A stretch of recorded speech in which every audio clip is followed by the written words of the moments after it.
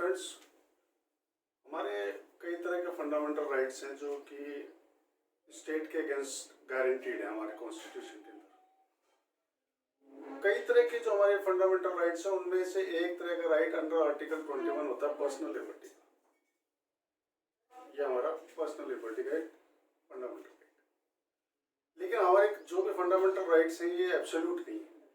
इनके ऊपर एक रीजनेबल जो है रेस्ट्रिक्शन इम्पोज की जा सकती है स्टेट के द्वारा। तो ऐसी कई तरह की रीजनेबल रेस्ट्रिक्शंस में से एक रीजनल रेस्ट्रिक्शन हो सकती है वो हो सकती है आपकी लीगल अरेस्ट। यानी अगर कोई ऐसा कृत्य किसी ने किया है जो ऑफेंस है तो उसके लिए उसको गिरफ्तार किया जा सकता है। अब दूसरी बात यह कि कोई भी जो राइट है वो तब तक राइट नहीं है जब तक कि उसकी ब्रीच के ऊपर आपको उसको एग्जीक्यूशन के लिए एक रेमेडी उपलब्ध नहीं हो। No right is a right unless and until upon breach of it you have a remedy available. तो वो रेमेडी क्या है? वो रेमेडी होगी आपकी बेल। एक्चुअली किसी के ऊपर अगर कोई ऑफेंस का अगर चार्ज लगा है और उसको जेल के अंदर अगर डाल दिया जाता है तो इसका मतलब ये नहीं कि वो throughout the life jail में रहेगा। वो उसका कोर्ट में ट्रायल होगा तो उस ट्रायल के लिए उसको जेल में रखा जाता है ताकि वो उसकी अटेंडेंस कोर्ट में सुनिश्चित की जा सके। लेकिन अगर वो स्वयं उपस्थित होने की अंडरटेकिंग दे तो उस केस में उसको बेल दी जा सकती है। तो रेमेडी होगी हमारे पास बेल। अब बेल जब आपको मिल जाती है तो आपकी जो पर्सनल लिबर्टी है वो वापस जो है वो रिवाइव हो जाती है। अब वो रिवाइव होगी तो आपकी यानी पर्सनल लिबर्टी का जो फंडामेंटल राइट है वो आपके पास फिर से अवेलेबल होगा। तो आपने देखा कि ये जो सर्किल जो है वो कंप्लीट हो जाता है। This small circle complete. इस सर्किल में चीजें और अगर हम इंसर्ट करते जाए तो सर्किल धीरे धीरे बड़ा हो जाता है। लेकिन हम फिलहाल जो है सिर्फ इस सर्किल के बारे में बात करेंगे। इस सर्किल में भी हम बेसिकली जो है वो बेल के बारे में ही बात करेंगे क्योंकि in my immediate last video I talked about arrest. तो अरेस्ट के बाद में अरेस्ट जो थी वो एक रेस्ट्रिक्शन हो गई और उस रेस्ट्रिक्शन के लिए आपके पास जो रेमेडी अवेलेबल है वो बेल है। तो बेल क्या होती है, बेल कब मिल सकती है, बेल कौन देता है, बेल के प्रकार क्या होते हैं, ये सब हम आज इस वीडियो में समझने की कोशिश करेंगे। Hello dear friends, I welcome you all to my YouTube channel law simplified with Shashi Shekhawat advocate.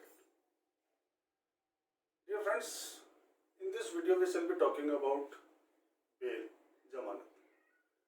जमानत क्या होती है और इसके बाद कौन इसको प्राप्त कर सकता है, कौन इसको देता है, ये सब हम इसमें समझेंगे।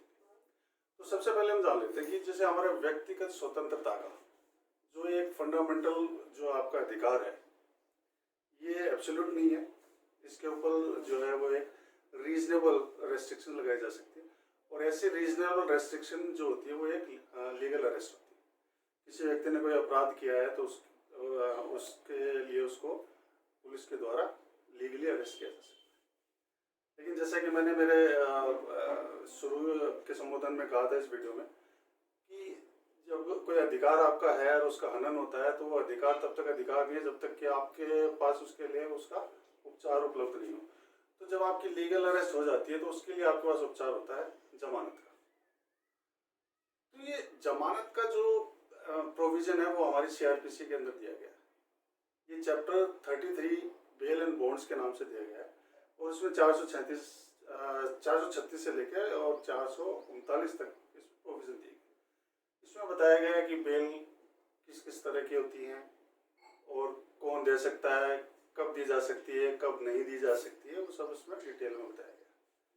इसके अलावा चैप्टर 33 के अलावा बेल के प्रोविजन सीआरपीसी में अन्य कई जगह भी दिए गए हैं, वो भी हम इसके साथ साथ ही डिस्कस करेंगे। तो सबसे पहले अपन बेल है। तो सबसे पहले तो ये देख लेते हैं कि जमानत होती क्या।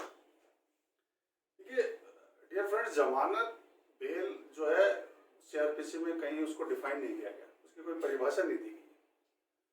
लेकिन और जो परिभाषाएं दी गई है जैसे बेलेबल ऑफेंस क्या होता है इसकी भाषा हमें जो दी गई है तो उससे और बाकी जो हम प्रैक्टिकल जो एक्सपीरियंस करते हैं उससे हम समझ सकते हैं कि जमानत होती क्या। तो बेसिकली जमानत का मतलब ये होता है कि कोर्ट किसी ऐसे व्यक्ति को जिस पे किसी अपराध के किए जाने का आरोप हो उस व्यक्ति से ये उसकी उपस्थिति कोर्ट में विचारण के दौरान संपूर्ण काल तक के लिए सुनिश्चित करने के लिए कोर्ट उसको कंडीशनल रिहा करता है, और इस कंडीशनल रिलीज को ही हम जमानत कहते हैं। मीन टू से दैट कि bail means this is a conditional order imposed by the court upon the person who is accused of a offense, that he will be present in the court during the trial period. This is called bail. ये bell जो है वो कई प्रकार की हो सकती है। एक तो रेगुलर बेल हो सकती है, दूसरा इसके अंदर है कि इंटरिम बेल हो सकती है, दूसरा है कि एंटीसिपेटरी बेल होती है, वो हो सकती है। या इसके अलावा जो है एक बेल जो और हो सकती है वो ये हो सकती है कि अपीलेट बेल, जिसको हम कह सकते हैं अपीलीय बेल। और तो ये वर्ड कहीं यूज नहीं किया गया है, लेकिन जब हम इस कंटेक्स्ट में बात करेंगे तो क्लियर समझ में आएगा कि मैं अपीलेट बेल इसको क्यों कहता हूँ। तो सबसे पहले हम बात करते हैं कि रेगुलर बेल्स होती है। तो रेगुलर बेल्स जो होती है वो सेक्शन 436 और 437 के अंदर बताएगी। 436 में बेलेबल ऑफेंसेस के बारे में बताया गया कि बेलेबल ऑफेंसेस के अंदर बेल जो आपको as a matter of right है।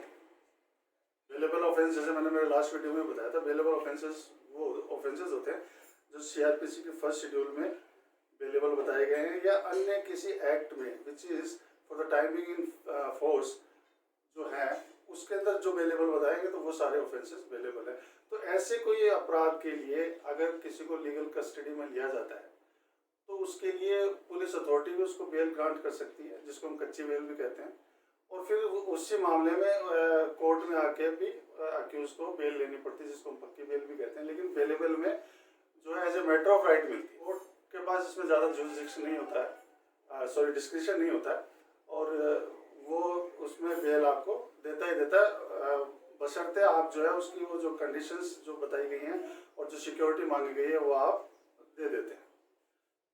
तो इसके अंदर जो है ये मजिस्ट्रेट कोर्ट्स की जो है वो ये पावर होती है, मजिस्ट्रेट कोर्ट इसके अंदर देता है। दूसरी तरह की रेगुलेटरी बेल होती है वो ये होती है कि इसके अंदर ये नॉन बेलेबल ऑफेंसेस के अंदर होती है। तो इस मैटर्स के अंदर क्या है कि आप as a matter of right bail को क्लेम नहीं कर सकते, ये कोर्ट का डिस्क्रिशन होता है कि वो फैक्ट्स एंड सर्कमस्टांसेस के हिसाब से आपको बेल दे या नहीं भी दे। लेकिन डियर फ्रेंड्स, जो रूल है, प्रिंसिपल है, वो ये है कि bail is the rule and jail is the exception. वो क्यों है? क्योंकि हम देखेंगे 437 के अंदर जो ओपनिंग वर्ड्स है उसके अंदर ये कहा जा सकता है कि कोई व्यक्ति जो नॉन बेलेबल ऑफेंस का अक्यूज है, जब वो कोर्ट के सामने आएगा तो उसको बेल दी जा सकती है। ये इस तरह से शुरू होता है। इसका मतलब ये हुआ कि ये जो बेल जो है वो रूल होती है। लेकिन उसके बाद में फिर उसमें बताया गया है कि अगर ये कंडीशंस हैं तो बेल जो है वो नहीं दी जाएगी। तो इसलिए हम ये कहते हैं कि bail is the rule and jail is the exception. तो अब उसमें जैसे अब नॉन बेलेबल में 437 के अंदर जब आप जाते हो तो ये भी मजिस्ट्रेट कोर्ट की भी पावर होती है। मजिस्ट्रेट कोर्ट जो है वो इसके अंदर चाहे तो आपकी बेल ले भी सकता है और चाहे तो रिफ्यूज कर सकता है। उसके काफ़ी स्पेसिफिक ग्राउंड्स होते हैं कि उन मैटर्स में वो लेता है और किन किन मैटर्स में वो नहीं लेता। अब जो एक दूसरी बेल जो सेकंड टाइप ऑफ बेल जिसको हम कह सकते हैं वो है जैसे एंटीसिपेटरी बेल। ये एंटीसिपेटरी बेल क्या होती है? एक्चुअली क्या है कि बेल है या जमानत है जो हमेशा अरेस्ट होने के बाद में दी जाती है। किसी व्यक्ति को अगर अरेस्ट कर लिया जाता है फिर उसको कोर्ट के समक्ष ले जाया जाता है, तब वो बेल की एप्लीकेशन लगाई जाती है और फिर उसको कोर्ट सुनने के बाद में बेल ग्रांट करता है। लेकिन एंटीसिपेटरी बेल जो है वो एडवांस बेल है। अभी इसमें कोई रिहाई या कोई गिरफ्तारी नहीं होती है, उससे पहले ही व्यक्ति कोर्ट के समक्ष पहुंच जाता है। और ये पावर जो है ये सेशंस कोर्ट की या हाई कोर्ट की पावर होती है। ये मजिस्ट्रेट कोर्ट के समक्ष ये जो है एंटीसिपेटरी बेल की एप्लीकेशंस नहीं लगाई जा सकती। तो इसके अंदर और जो रेगुलर बेल्स होती हैं उनके अंदर एफआईआर दर्ज होती है, इन्वेस्टिगेशन के दौरान उसको अरेस्ट किया जाता है और फिर कोर्ट के सामने आता है और फिर उसको बेल के लिए अप्लाई करता है। इसके अंदर कोई एफआईआर भी नहीं है, केवल एक्यूजेशन के मात्र पे किसी के ऊपर अगर कोई आरोप लगाया और उसको लगता है रीजनेबल अप्रीहेंशन है उसको कि यार मुझे इसके ऐसे एलिगेशन में मुझे अरेस्ट कर सकते हैं, तो वो किसी भी सेशंस कोर्ट में जिसमें वो उसका जुरिसडिक्शन जहाँ वो रहता है या वो हाई कोर्ट में उनके समक्ष वहाँ पेश हो सकता है और वहाँ एक एप्लीकेशन लगाता है। तो एप्लीकेशन लगाने के बाद में सेशंस कोर्ट या हाई कोर्ट उसको सुनते हैं और उसकी एप्लीकेशन के ऊपर आइदर ऑफ द कोर्ट जिसके समक्ष भी एप्लीकेशन पेश की गई है वो उसके अंदर या तो इमीडिएटली लगता है कि इसके अंदर कोई कंटेंट नहीं है और ये मेंटेनेबल नहीं है, तो उसको आउटराइटली रिजेक्ट कर सकता है। या सेकेंडली वो ये क्या कर सकता है कि इंटरिम बेल दे सकता है। इंटरिम बेल का मतलब ये होता है कि अंतरिम जमानत दे सकता है। अंतरिम जमानत का मतलब ये है कि जब तक इसके फाइनल हियरिंग नहीं हो जाती तब तक उसको गिरफ्तार नहीं किया जाएगा।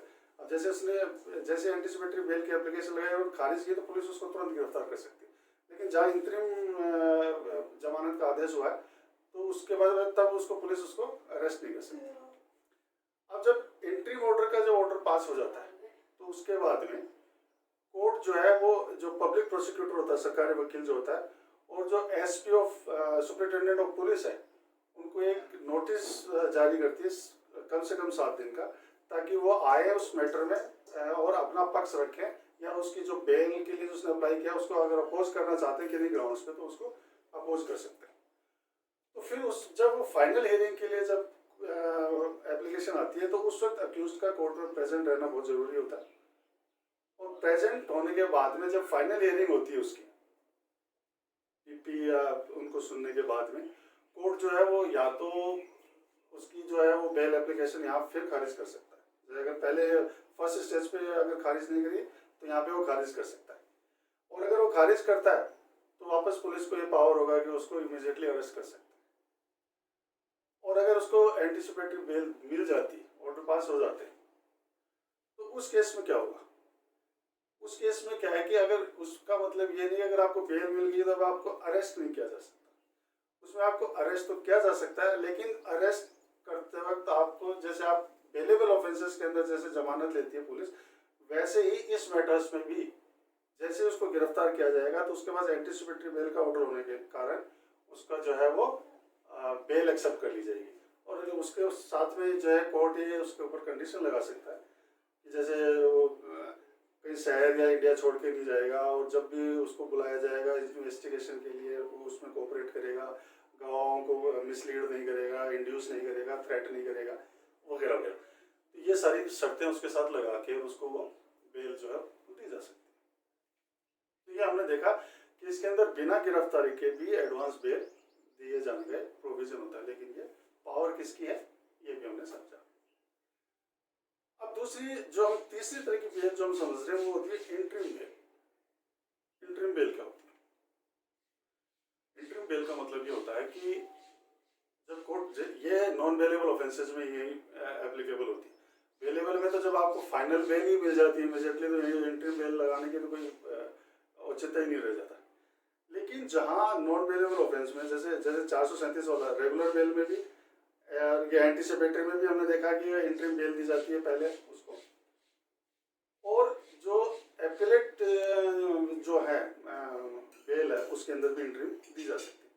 तो इंटरिम ये दिया जाता है कि जब ये ग्राउंड कोर्ट को लगता है कि इसको फाइनल जो वो बेल के लिए जो है ये मामला नहीं बनता है, लेकिन कुछ परिस्थितियाँ ऐसी होती है जैसे कुछ केसेस में ऐसा हो सकता है कि वो अक्यूज जैसे जेल में है और उसके घर में कोई ट्रेजेडी हो जाती है, कोई एक्सपायर हो जाता है, तो उसके जो फ्यूनरल वगैरह के जो प्रोसीजर होते हैं उसको करने के लिए उसकी आवश्यकता होती है। तो ऐसे उस कार्य को किए जाने के लिए पर्टिकुलर उस पर्पज़ के लिए उसको इंटरिम दी जा सकती है। या फिर अगर उसके घर में कोई शादी वगैरह है, जैसे अभी हमने रिसेंटली देखा था कि राजस्थान की एक RAS प्रोबेशनर थी, वो एक ब्राइब के केस में वो जो है वो अरेस्ट हो गई थी, वो जुडिशियल कस्टडी के अंदर।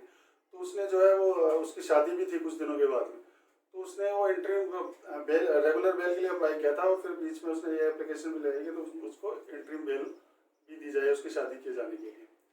तो अब now I don't remember whether she got the interim bail और ultimately the final bail she got. अभी उसका मुझे जानकारी नहीं है तो मैं बता नहीं सकता, लेकिन ये एक केस हुआ था, सो मुझे याद आया तो मैंने आई शेयर्ड विद यू। और इसके बाद में जो एक चौथी प्रकार की जो हम बेल की जो बात करते हैं, जैसे एपिलेट बेल जो मैंने बोला वो 439 में होता है। ये बेसिकली हम इसको एपिलेट यूँ बोल देते हैं कि जैसे अब आपकी अगर 437 के अंदर अगर ये बेल खारिज हो जाती है और उसको फिर जुडिशियल कस्टडी में भेज देता है, तो वो जुडिशियल कस्टडी में रहता है तब ये बेल लगाई जाती है। ये बेल सेशन कोर्ट या हाई कोर्ट में ये लगाई जा सकती है। ये भी मजिस्ट्रेट कोर्ट का जो है वो जुरिस्डिक्शन नहीं होता। अब चूंकि मजिस्ट्रेट कोर्ट ने आपकी जो बेल खारिज कर दी है तो उसके अगेंस्ट में आप जा रहे हो, इसलिए हम उसको ये कह देते हैं कि ये एक तरह से एपिलेट बेल है, कि हम उससे एग्रीड होके कि हमारी जो है वो लोअर कोर्ट ने जो हमारी बेल एक्सेप्ट नहीं की, इसलिए हम हायर कोर्ट के समक्ष जो उपस्थित हैं, तो हायर कोर्ट उसे सुनने के बाद में जो है वो डिसाइड कर सकता है कि उसमें उसको बेल दी जानी चाहिए या नहीं दी जानी चाहिए। वो एक अलग मैटर है। अब इसी में यह आता है कि अगर आपको बेल मिल गई है, अब चूंकि रेलेवेंट है और यहाँ हमने डिस्कस किया, तो मैं ये भी बता दूं कि कैंसिलेशन ऑफ बेल का भी प्रोविजन है। जैसे 437 में नॉन वेलेबल मैटर्स के अंदर जब आपको बेल मिलती है, अच्छा वेलेबल ऑफेंस के अंदर क्या आता है कि बेल अगर आपको एक बार मिल गई है तो उसमें कैंसिलेशन का ऐसा कोई प्रोसीजर नहीं होता है, कोई प्रोविजन नहीं है। उसमें यह कि अगर आपको एक बार बेल मिल गई और अगर आपने उन बेल कंडीशंस का अगर वायलेशन कर दिया तो वो बेल आपकी फॉरफिट हो जाएगी, जब्त हो जाएगी। वो कैंसिल नहीं होती, वो जब्त हो जाती है। और जब्त होने का मतलब ये होता है कि अब आपको वापस से उसका जो भी उसका कोर्ट फाइन करती है वो फाइन आप पे करेंगे और दोबारा आप कोर्ट बेल के लिए अप्लाई करेंगे।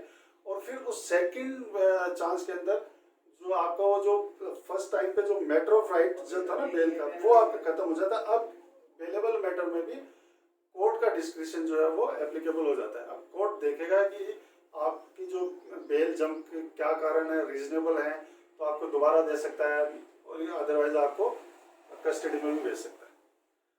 लेकिन जैसे 437 की बेल है या 439 की बेल है जो नॉन बेलेबल ऑफेंसेस में दी जाती है, तो उसके अंदर जब आपको अगर बेल दी जाती है तो उसके बाद में अगर कोई एग्रीड पर्सन आता है, जैसे उसमें आपको कंडीशंस लगाई गई थी कि आप गवाह को डराएंगे, धमकाएंगे या कोई लालच वगैरह नहीं देंगे, आप इस तरह का कोई एक्ट करते हैं, तो उस ग्राउंड के ऊपर भी आके आपकी बेल वो है कैंसिलेशन की एप्लीकेशन वो एग्रीड पार्टी लगा सकती है, अपोजिट पार्टी लगा सकती है और उस केस के अंदर आपकी बेल कैंसिल की जा सकती है। लेकिन 437(5) में ये बेल कैंसिलेशन वही कोर्ट करेगा जिस कोर्ट ने आपको बेल ग्रांट करी।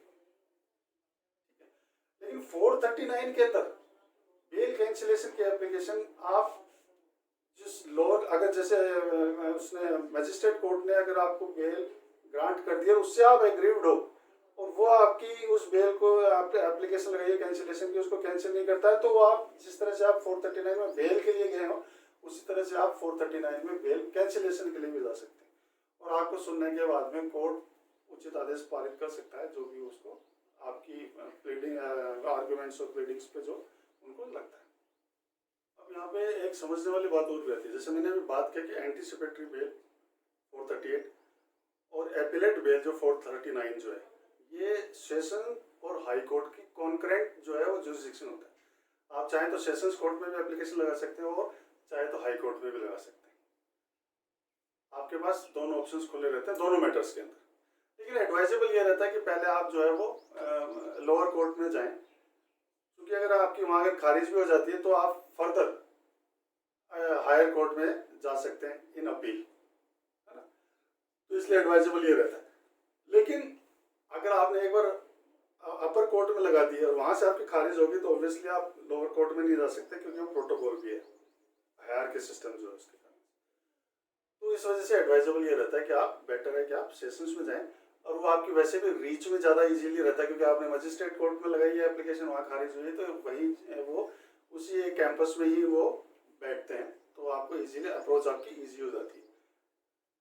अब दूसरा जो हम ये कहते हैं कि जैसे अभी हमने देखा कि एक इसमें एक स्पेशल प्रोविजन और किया गया है बेल एंड बॉन्ड्स के चैप्टर के अंदर कि 436A जिसको कह रहे हैं, उसमें ये प्रावधान किया गया है कि जो क्योंकि हमारा जो जुडिशियल प्रोसेस है वो थोड़ा लेंदी है, इसमें केस डिसाइड होने में काफ़ी टाइम लगता है, तो कई जो अंडर ट्रायल्स होते हैं और जिनको बेल नहीं मिली होती है तो वो जुडिशियल कस्टडी में रहते हैं, तो उनको ऐसे कस्टडी में रहते हुए काफ़ी टाइम हो गया होगा। तो ऐसे मैटर्स में क्या करते हैं कि अगर उस पनिशमेंट उस ऑफेंस के लिए जिसके लिए वो जेल में बंद है या जिसके लिए उसकी ट्रायल चल रही है, उसका जो मैक्सिमम पनिशमेंट है उसका अगर आधा से ज़्यादा पनिशमेंट वो ड्यूरिंग ट्रायल ही अगर वो जेल में बिता चुका है तो उस व्यक्ति को जो है वो कोर्ट जो है पर्सनल बॉन्ड पे या बेल पे वो उसको रिलीज कर सकेगा। लेकिन ऐसी रिलीज उसके बावजूद भी वो नहीं करेगा अगर पब्लिक प्रोसिक्यूटर उस पर कोई ऑब्जेक्शन करता है और उस ऑब्जेक्शन से कोर्ट अगर सेटिस्फाइड है तो आधी से ज़्यादा सज़ा भुगतने के बावजूद भी उसको रिलीज करने में जो है वो रेस्ट्रिक्शन लगाया जा सकता है। अदरवाइज जनरली जो है जो भी जिसने वो कर रखी है आधी से ज़्यादा सज़ा भुगत ली उसको बेल पे रिहा किया जा सकता है। दूसरा मैटर कि अगर इसी के अंदर कई ऐसे मैटर्स भी हो सकते हैं जिसके अंदर जो है वो ऑफेंस के लिए जो पनिशमेंट प्रेस्क्राइब्ड है उतना पनिशमेंट जो है वो ऑलरेडी जो है उन्होंने उसमें कस्टडी में निकाल दिया तो उन मैटर्स में उनको जो है वो जेल में नहीं रखा जाएगा, उनको तुरंत रिलीज किया जाएगा। ये तो जो हमने देखा कि ये चैप्टर 33 के अंदर ये बेल के प्रोविजन है। इसके अलावा भी सीआरपीसी में कई जगह जो है बेल के प्रोविजंस दिए गए हैं। जैसे हम बात करते हैं कि अभी हमारा सेक्शन जो है शायद 81 उसमें ये है कि वारंट जो हमने देखा कि मजिस्ट्रेट कोर्ट या जो भी कोर्ट है वो जो वारंट जारी करता है तो वो किसी अथॉरिटी को जो है वो डेजिग्नेट किया जाता है कि आप उसमें वो उसका डिस्क्रिप्शन रहता है कि उसका कि आप इसको अरेस्ट करेंगे और उसको हमारे समक्ष पेश करेंगे। तो ऐसा वारंट जो है अवेलेबल भी हो सकता है, नॉन अवेलेबल भी हो सकता है। अब जब अक्यूज के लिए जो वारंट जारी किया है वो अक्यूज किसी अन्य डिस्ट्रिक्ट में या शहर में रहता है तो उस शहर के एसपी को या कमिश्नर को या एग्जीक्यूटिव मजिस्ट्रेट को वो वारंट जो है वो डायरेक्ट किया जाएगा कि आप उसको अरेस्ट कीजिए। अब जब ये लोग इनमें से कोई भी जन है जब उसको अरेस्ट कर लेते हैं तो उस केस में अगर अवेलेबल है वारंट तो उसमें उसकी वो बेल एक्सेप्ट कर लेंगे और वो बेल पेपर्स जो है वो उस जिस कोर्ट ने वारंट इशू किया उसके समक्ष पेश कर दिया। लेकिन अगर वो नॉन अवेलेबल ऑफेंस के लिए अगर है या वो नॉन अवेलेबल वारंट है तो उस केस में क्या किया जा सकेगा? तो उस केस में भी प्रोविजन ये है कि उस केस में उस डिस्ट्रिक्ट का जहाँ पे उसको अरेस्ट किया गया उस डिस्ट्रिक्ट का सीजीएम यानी चीफ जुडिशियल मजिस्ट्रेट या अगर जहाँ कहीं कमिश्नरेट है तो चीफ मेट्रोपॉलिटन मजिस्ट्रेट जो है वो अंडर 437 नॉन अवेलेबल ऑफेंसेस में उस तरह से सब्जेक्ट टू दैट सेक्शन उसकी बेल एक्सेप्ट कर सकता है या फिर उसी डिस्ट्रिक्ट का कुछ सेशन जज जो है वो उसकी बेल जैसे आपने देखा 439 में वो लेता है तो वो उसकी बेल को जो है वो सुन सकता है और उसको लगता है जैसे वारंट के साथ में उसके पेपर्स भी भेजे जाते हैं जिसमें वो इन्फॉर्मेशन होती है तो उन सबको कंसिडर करते हुए अगर उसको लगता है कोर्ट को कि इसकी बेल एक्सेप्ट की जा सकती है नॉन अवेलेबल ऑफेंस में भी तो उसकी बेल जो है वो उसको दी जाएगी और दी जा सकेगी और उसके बाद में उसको उसी कोर्ट में उस जिस कोर्ट ने वारंट जारी किया था उस कोर्ट के पास उसको भिजवा दिया जाएगा। इसके अलावा एक हमारे सीआरपीसी में एक अन्य प्रोविजन जो बेल का है वो ये है कि जब हम करते हैं कि 389 के अंदर क्या होता है कि जैसे अरेस्ट किया चार्जशीट फाइल हुई और फिर उसके बाद में विचारण हुआ उसका ट्रायल चली ट्रायल के बाद में अगर उसको कन्विक्ट कर दिया जाता है तो कन्विक्ट करने के बाद में जो है वो ट्रायल कोर्ट के कन्विक्शन के बाद में उसके पास में अपील का राइट रहता है। वो एक स्टैट्यूटरी राइट होता है अपील का। तो अपील की राइट में जब वो जाता है तो अगर वो जिन ऑफेंसेस के लिए उसको कन्विक्ट किया अगर वो अवेलेबल है तो ट्रायल कोर्ट खुद उस अपने ही जो उसने जो उसके कन्विक्शन में उसको जो सेंटेंस पास किया उसको सस्पेंड करते हुए और उसको बेल दे देता है कि उसको कि आप जाके हायर कोर्ट में अपील पेश कर सकते हैं। तो उसके देखिए आप कि कन्विक्शन भी ट्रायल कोर्ट कर रहा है और यहाँ पे सस्पेंड भी ट्रायल कोर्ट कर रहा है। सस्पेंड करते हुए अपने सेंटेंस को वो उसको बेल भी ग्रांट कर रहा है। और यही प्रोविजन अगर जिसमें नॉन बेलेबल ऑफेंसेस में किया है तो ये प्रोसीजर वो आदमी अक्यूज मीमो ऑफ अपील पेश करेगा उसके साथ में सस्पेंशन की एप्लीकेशन लगाता है और उसके साथ बेल के लिए भी वो अप्लाई कर सकता है। तो उस केस के अंदर कोर्ट ये देखेगा कि उसको सस्पेंड करते हुए कि अगर उसको लगता है कि इसको अपील के दौरान जो है इसको सस्पेंड किया जाता है वो एक ऑर्डर पास करते हैं और उनको लगता है कि इस दौरान इसको कस्टडी में रखने की आवश्यकता नहीं है तो वो उसको बेल ग्रांट कर सकता है। तो हमने देखा कि वहाँ उस टाइम अपील में भी बेल का प्रोविजन। ऐसे ही जब आदमी रिवीजन में जाता है, रिवीजन का राइट भी केवल सेशंस कोर्ट को है या हाई कोर्ट को है। तो जब आप सेशंस कोर्ट में या हाई कोर्ट में जब जाते हैं रिवीजन के लिए, तो रिवीजन के लिए क्या है कि कोर्ट जो है वो जो लोअर कोर्ट का रिकॉर्ड होता है उसको अपने समक्ष मंगवाता है और उसको देखता है कि उसमें जो ऑर्डर पास किया गया है तो उसकी लीगलिटी जो है ना उसको चेक करने के लिए और उसका जुरिडिक्शन चेक करने के लिए कि उसमें कोई गलती तो नहीं रहेगी, कोई एरर तो नहीं है, उसको चेक करने के लिए उसको बुलाता है। तो उस वक्त वो जब उसको कॉल करता है उसको लगता है कि उसको सस्पेंड किया जाना चाहिए सेंटेंस को या उस ऑर्डर को, तो सस्पेंड करते हुए और उसको व्यक्ति को बेल पे भी रिलीज कर सकता है। तो वहाँ पे भी एक बेल का प्रोविजन होता है, वहाँ पे भी बेल पे उसको रिहा किया जा सकता है। अब ये आती है कि बेल जब हमने कहा जमानत या ऑर्डर दिया तो ये दी कैसे जाती है, तो इसके भी जो है वो 2-3 प्रोसीजर होते हैं कि कोर्ट ने जो एक आदेश कर दिया होता है कि ये बेल जो आपको दी जाती है, कंडीशन ये है कि आप जो है उसमें बॉन्ड पेश करेंगे जिसको मुचलका कहते हैं। तो वो एक अमाउंट सर्टेन अमाउंट का होता है, कुछ भी हो सकता है, 5,000, 10,000, 20, 50 लाख, 2 लाख, कुछ भी अमाउंट का वो एक कोर्ट, लेकिन एक रीजनेबल अमाउंट का होता है। तो उसमें ये कहता है कि आप जो अक्यूज के लिए ये होता है कि आप अपना मुचलका पेश करेंगे उसके अंदर। उसमें वो एक तरह से एक एफिडेविट जैसा होता है, उसमें ये अंडरटेक करता है कि भाई मैं जो भी अमाउंट उसका कि इतने अमाउंट की मैं अपनी प्रॉपर्टी की वो गारंटी देता हूँ कि मैं कोर्ट में उपस्थित आता रहूँगा हर तारीख में। अगर मैं नहीं आऊँगा तो स्टेट के पास ये पावर है कि मेरी इस प्रॉपर्टी से मेरा इतना अमाउंट वो जो फॉरफिट कर ले। और ऐसे ये तो पर्सनल बॉन्ड पे हो गया। ऐसे ही कोर्ट आदेश दे सकता है कि श्योरिटी पेश करो, जमानती पेश करो। इसका मतलब ये होता है कि किसी एक अन्य व्यक्ति को जो उसका जानकार हो सकता है कि उसको कोर्ट ये पाबंद करती है कि अक्यूज कोर्ट में है ये सुनिश्चित करेंगे आप। तो वो व्यक्ति अंडरटेकिंग लेता है, वो अपने एक डॉक्यूमेंट अपनी प्रॉपर्टी का या वो पेश करता है उसकी गारंटी में कि मैं उसको कोर्ट में तारीखों में पेश करता रहूँगा और अगर ये किसी तारीख पे नहीं आएगा तो मेरी प्रॉपर्टी से ये अमाउंट जो है वो वसूल कर लिया जाए। इस तरह की एक अंडरटेकिंग देता है। तो इन दोनों के अलावा एक तीसरे तरह की बेल भी हो सकती है जिसको मनी बेल भी कह सकते हैं। कई बार क्या होता है कि अक्यूज किसी अन्य शहर का होता है या जिस कोर्ट ने के समक्ष उसको पेश किया गया है, जिस थाने ने उसको अरेस्ट किया है, वहाँ उस एरिया में, उस डिस्ट्रिक्ट में, उस शहर में उसका कोई जानकार नहीं हो सकता। तो उस सिचुएशन में वो पर्सनल बॉन्ड तो भर देगा लेकिन श्योरिटी जमानती कहाँ से लाएगा, उसके बाद जमानती नहीं। तो उसके पास ये ऑप्शन होता है कि वो जो अमाउंट कोर्ट ने उसकी जमानत के लिए प्रेस्क्राइब किया है, डिटरमाइन किया है, उस अमाउंट का वो या तो कैश जमा करवा दे या काइंड्स में जमा करा दे। काइंड्स में क्या मतलब, जैसे कोई बैंक की एफडीआर है, कोई बैंक गारंटी है या कोई नेशनल सेविंग स्कीम्स का कोई सर्टिफिकेट है या अन्य कोई इस तरह की कोई चीज़ें, जहाँ एक इस तरह कहने का मतलब ये है कि वो अपनी बेल को परचेज करता है यहाँ पे और वो एडवांस में वो पैसा जमा करा देता है। वो एक अंडरटेकिंग दे देता है कि अगर मैं उपस्थित नहीं होता हूँ ट्रायल के दौरान तो जो है वो स्टेट मेरी जो मैंने पैसा जमा कराया है इसको फॉरफिट कर सकती है। इस तरह से ये जो है वो बेल का आदेश होने के बाद में, ये फॉर्मेलिटी करने के बाद जो है वो उसको बेल पे रिहा कर दिया जाता है। उसके बाद में वो ट्रायल के लिए तारीखों पे उपस्थित होता रहता है, इन पर्सन या थ्रू एडवोकेट। इसके अलावा अभी एक जो समझने वाली बात और है वो ये है कि जो बेल का जो जुरिडिक्शन है ये मजिस्ट्रेट कोर्ट्स का होता है।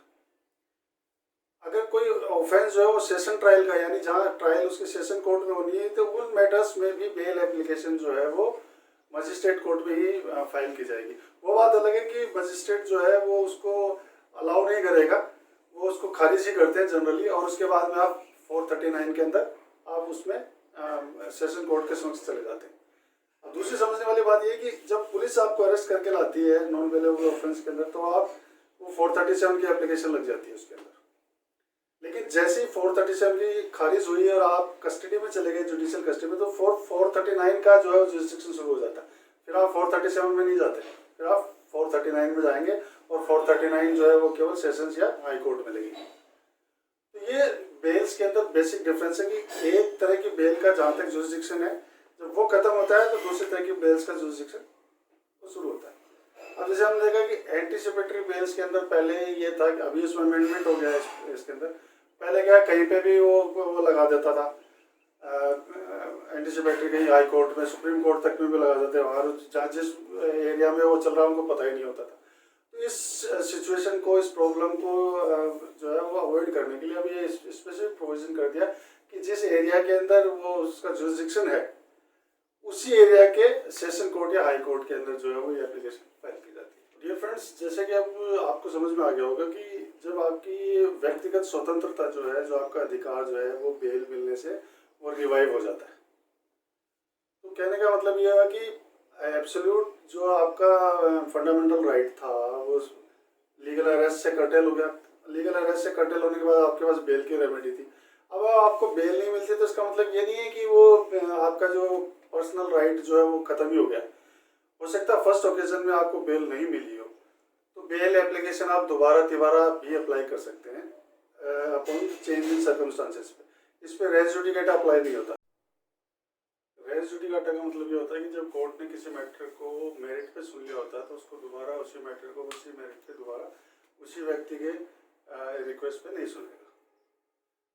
तो बेल जो है वो आप एक से अधिक बार लगा सकते हैं। अब हम एक बात करते हैं डिफ़ॉल्ट बेल की। एक सीआरपीसी में एक प्रोविज़न ऐसा भी दिया गया है कि उसके अंदर जैसे बेलेबल मैटर्स के अंदर बेल को आप as a matter of right लेते हैं, ऐसे नॉन बेलेबल मैटर्स के अंदर भी आप bail as a matter of right claim कर सकते हैं, जिसको हम डिफ़ॉल्ट बेल भी बोलते हैं। वो अंडर सेक्शन 167 सीआरपीसी वो क्या कहता है? वो ये कहता है कि ऐसे कोई अपराध जो कि 10 साल तक के दंड से दंडित होते हैं, ऐसे अपराधों की जो है वो इन्वेस्टिगेशन जो है आपको 60 डेज में कंप्लीट करनी पड़ेगी और चार्जशीट पेश करनी पड़ेगी। या 10 साल या उससे अधिक से दंडित अपराध हैं, जैसे एलआई से हों या फांसी की सजाएं जिनमें है, उनके लिए आपका इन्वेस्टिगेशन का पीरियड 90 डेज है।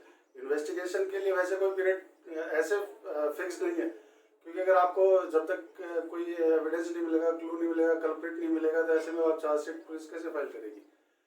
तो उसके लिए तो कोई लिमिट नहीं है। लेकिन जो अक्यूज्ड जो है वो सफ़र नहीं करे, इसके लिए प्रोविज़न किया गया है कि अक्यूज अगर जिस दिन उसको अरेस्ट किया है उस दिन से अगर 60 या 90 डेज जैसा भी मामला है, उस दौरान वो अगर पूरे पीरियड तक अगर कस्टडी के अंदर रहता है और पुलिस 60 दिन या 90 दिन के अंदर चालान पेश नहीं करती है, तो अक्यूज जो है वो एंटाइटल हो जाता है इस ग्राउंड के ऊपर, इस टाइम लिमिट के अंदर चार्जशीट पेश नहीं किया पुलिस ने, इस ग्राउंड पे वो बेल लेने का जो है वो राइटफुल क्लेमेंट हो जाता है। और उस मैटर्स के अंदर जो है कोर्ट्स के पास कोई ऑप्शन नहीं होता है, उसको बेल देनी पड़ती है। चाहे बाद में जो है अगर चार्जशीट पेश भी कर दी जाए तो इस ग्राउंड के ऊपर उसकी वो बेल कैंसिल नहीं होगी।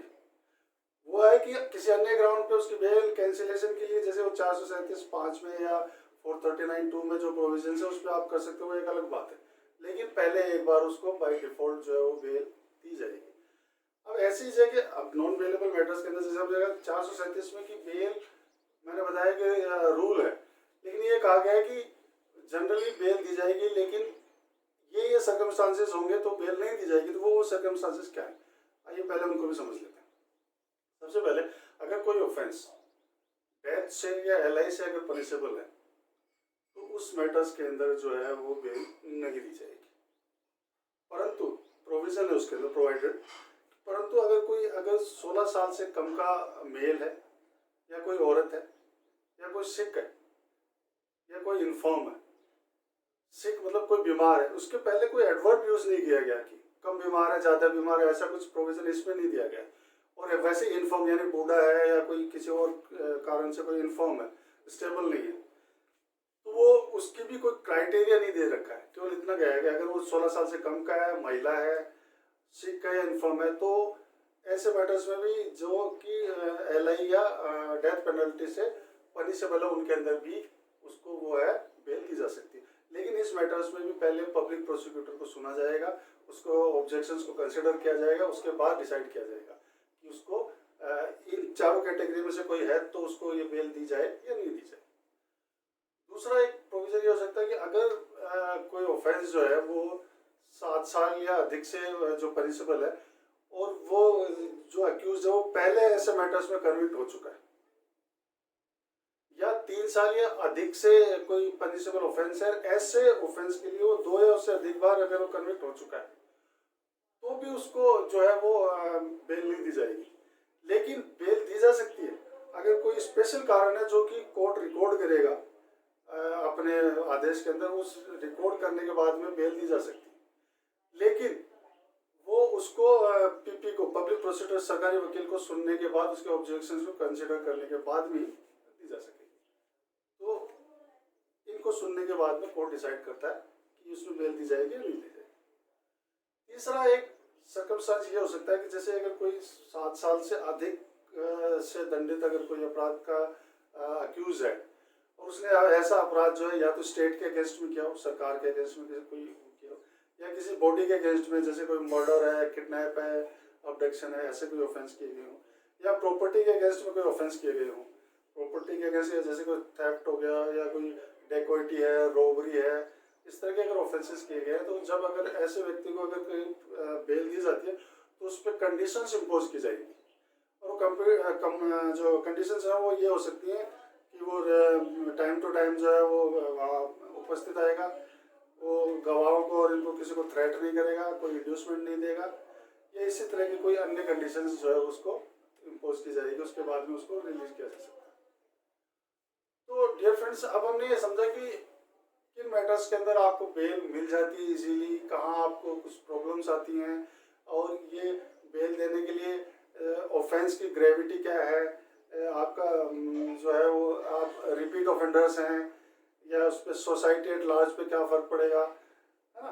तो ये सारी चीज़ें जो है इनको कंसिडर किया जाता है बेल एप्लीकेशन को सुने जाते वक्त के। अब हमने ये देखा कि जैसे एंटिसिपेटरी बेल के अंदर भी जो पॉइंट कंसिडर किया जाता है वो ये, उसमें भी ये सब देखे जाते हैं कि जब कोर्ट अगर एंटिसिपेटरी बेल को कंसिडर कर रहा होता है तो वो देखता है कि एंटीसीडेंट्स अक्यूज के क्या हैं, ग्रेविटी ऑफ ऑफेंस क्या है, या उसकी रेपुटेशन क्या है, कहीं पॉलिटिकल वेंडाटा में उसको फंसा के तो उसको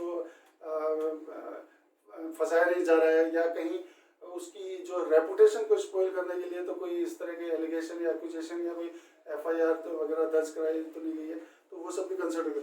438 एंटीसिपेटरी बेल के लिए एफआईआर दर्ज किया जाना भी आवश्यक नहीं है, और एफआईआर के अलावा उसके अंदर केवल एक्यूजेशन ही सफिशिएंट होता है उसके लिए। तो उसकी रीजनेबल अप्रीहेंशन जैसे उस व्यक्ति को होती है तो वो आ जाता है। लेकिन उसमें यह है कि वो अरेस्ट नहीं होना चाहिए।